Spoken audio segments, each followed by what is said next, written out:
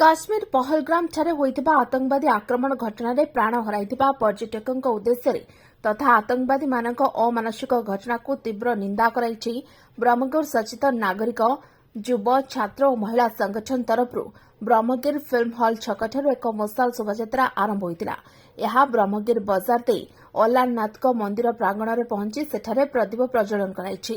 ଏହି କ୍ୟାଣ୍ଡେଲ ଶୋଭାଯାତ୍ରାରେ ପୂର୍ବତନ ମନ୍ତ୍ରୀ ତଥା ବିଜୁ ଜନତା ଦଳ କାର୍ଯ୍ୟକ୍ରମ ରୂପାୟନ କମିଟିର ଅଧ୍ୟକ୍ଷ ସଞ୍ଜୟ କୁମାର ଦାସବର୍ମା ଉପସ୍ଥିତ ରହି ଆତଙ୍କବାଦୀ ଆକ୍ରମଣ ଘଟଣାକୁ ତୀବ୍ର ନିନ୍ଦା କରିବା ସହିତ ପ୍ରାଣ ହରାଇଥିବା ପର୍ଯ୍ୟଟକଙ୍କ ଉଦ୍ଦେଶ୍ୟରେ ଶ୍ରଦ୍ଧାଞ୍ଜଳି ଅର୍ପଣ କରିଛନ୍ତି।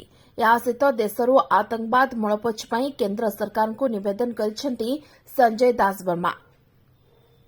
ଏହି କାର୍ଯ୍ୟକ୍ରମରେ ବ୍ରହ୍ମଗିରି ବରିଷ୍ଠ ସମାଜସେବୀ ସୁରେନ୍ଦ୍ରନାଥ ଜେନା, कम्युनिस्ट नेता भीम स्वाई, पुरी जिला परिषद अध्यक्ष प्रतिनिधि विद्याधर स्वाई, ब्रह्मगिरी ब्लॉक अध्यक्ष रत्नबाला बेहेरा, उपाध्यक्ष मालिनी दलाई, ब्रह्मगिरी ब्लॉक पूर्वतन अध्यक्ष कृष्णचंद्र राय, उपाध्यक्ष युधिष्ठिर नायक, आईनजीवी भास्कर जेना, युव नेतृत्व विजय दलाई, जयंती कुमार महांती, ब्रह्मगिरी युव छात्र समाज महिला नेतृत्व मानसी हरिचंदन, सस्मिता साहू एवं साधारण जनता प्रमुख उपस्थित रही श्रद्धांजलि अर्पण करथिले। पुरी सदररू फकीर बेहेरांग रिपोर्ट ओटी लाइव।